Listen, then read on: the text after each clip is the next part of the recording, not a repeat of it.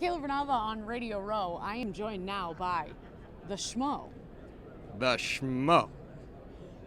Who exactly is the Schmo? So you see, the Schmo's an outsider and he loves sports and he'll do whatever it takes to be an insider.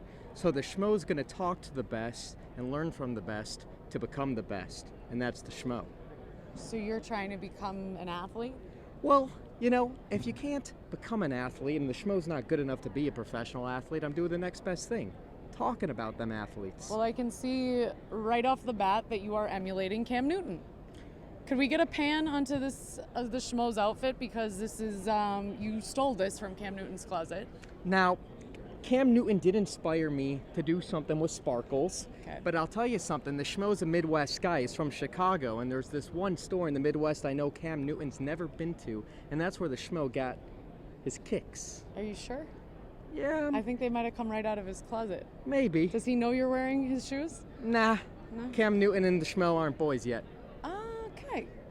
Well, I am boys with Cam Newton, actually. Okay. Nah, not quite boys, but I'm a fan. Okay. I'm a Cam Newton. He's a good I'm pro player. Cam Newton. Yeah, he's great in Auburn. All right, let's He's talk in- about some of the guys you have talked to on Radio Row here this week, because there are a lot of athletes here. It's been a busy, busy week. Who's your best interview? I'd say it was with Adam Vinatieri. That was my best interview when I was here last year. He taught me how to kick a field goal. He did? Mhm. Oh yeah? Did you make the field goal? I might have.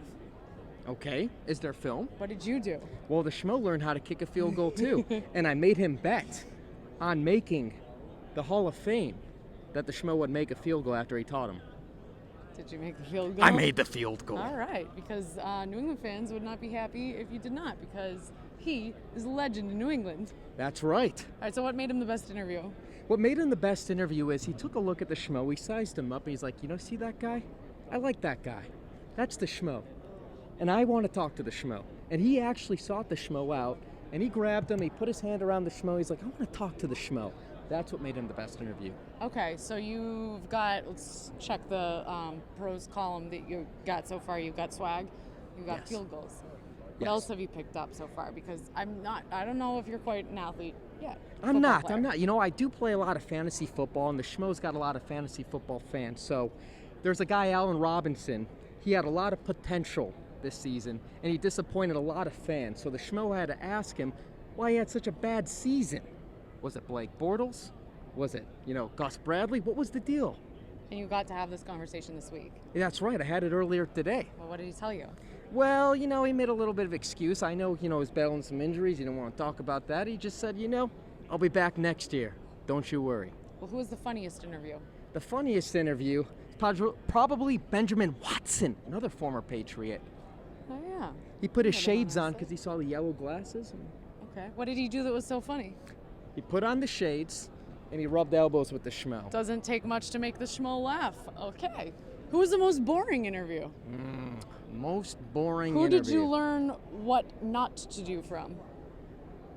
Probably, By boring. probably Chris Harris Jr. Okay. How come? Because he was at the Super Bowl last year and he didn't seem real excited to be here because he wasn't playing in the Super Bowl. Well, that is disappointing. What else have you learned this week on Radio Row?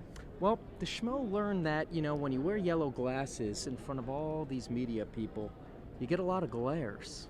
They tell you in life you should look through rose-colored glasses. I suggest you change your lenses. Well, the world's bright. I'm I helping you become... I'm not an athlete, but you can take it or leave it. That's my advice. It helps you become an eternal optimist. Okay. I do love the leather, by the way. You look good. Thank you very much, Schmo. Yes. Coming from a man with Cam Newton style, I'll take that as a compliment. Cam Newton style. Okay. What is your style? What would you say you get this from? Me. Me? Yeah. Okay. 100, as they say. 100. Schmo, thanks so much for talking to us today. Absolutely. Thanks for having me.